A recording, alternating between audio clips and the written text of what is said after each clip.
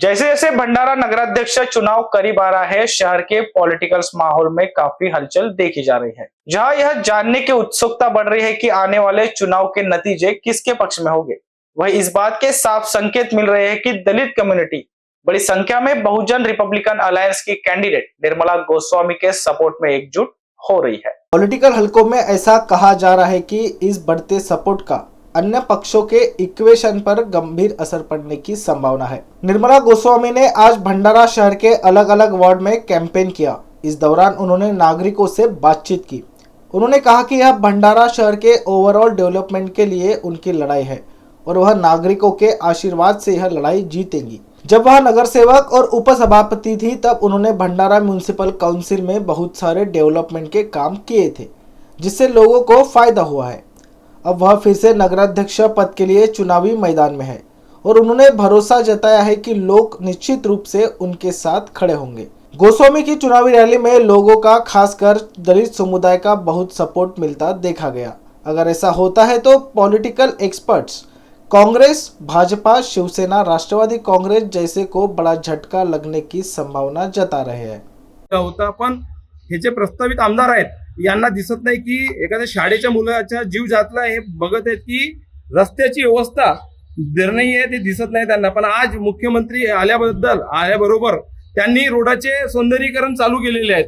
दिसत आहे की जितके मोठे भंडारा तुमसर महामार्गावर मोठे मोठे खड्डे पडलेले होते, आज मुख्यमंत्री येत आहेत म्हणून त्यांनी त्या रस्त्याची सुधारणा चालू केलेली आहे। तर नमस्कार, जय भीम।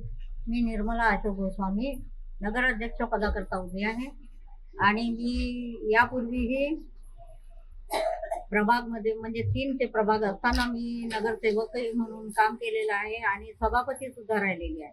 मी स्वच्छता विभागाची सभापती असताना वार्डातील आणि प्रभागातील आणि शहरातील सुद्धा, कारण सभापती असल्यामुळे शहराचे सर्व कामं म्हणजे सभापती असल्यामुळे होते।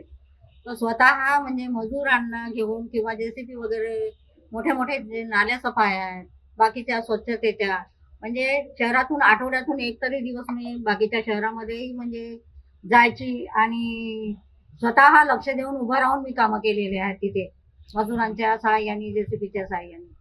आणि त्याच्यानंतर महिला बाल कल्याण सभापती सुद्धा होती। त्या कारकिर्दीमध्ये सुद्धा मी महिलांचे प्रश्न सोडवलेले आहेत आणि सुवर्ण जयंती शहरी रोजगार योजनेची मी तिथे पण अध्यक्ष म्हणून राहिलेली आहे महिला विकास संस्थेची।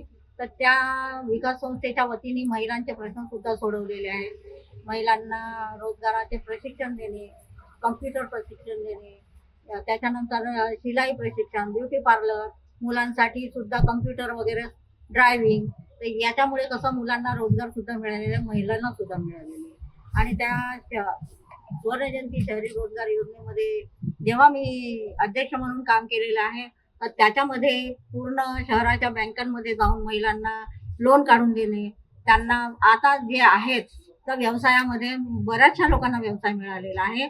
कोणाचे बिछायत केंद्र आहे, कुणी चप्पलचे दुकान लावलेले आहे, कुणी कपड्याचे दुकान लावलेले आहे आणि अशा माध्यमातून कोणी शिलाई चे म्हणजे दुकान लावलेले आहेत कपड्यांचे वगैरे।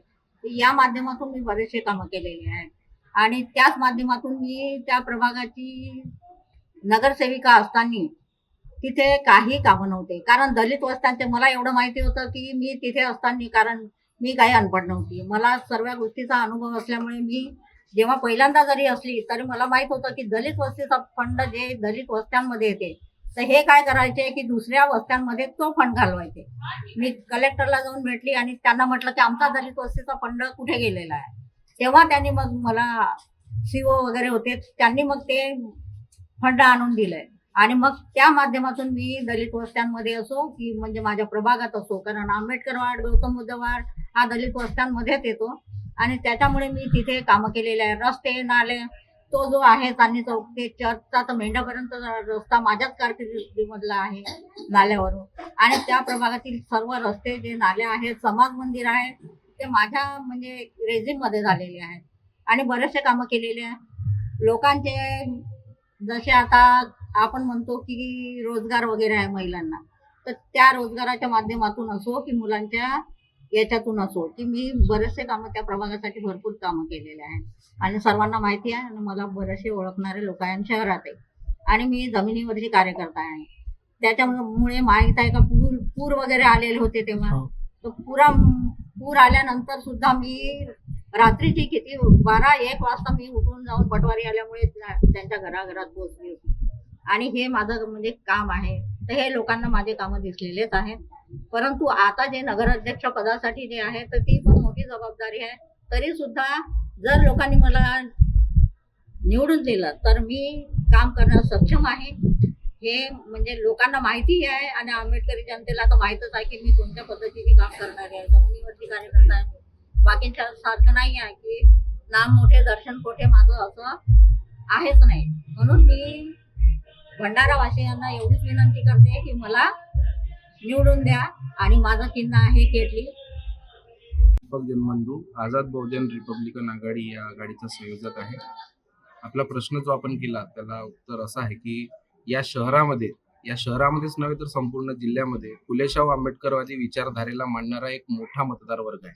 परंतु नेहमी या मतदार वर्गाला डावलण्याचं काम इथल्या प्रस्थापित पक्षांनी केलेलं आहे.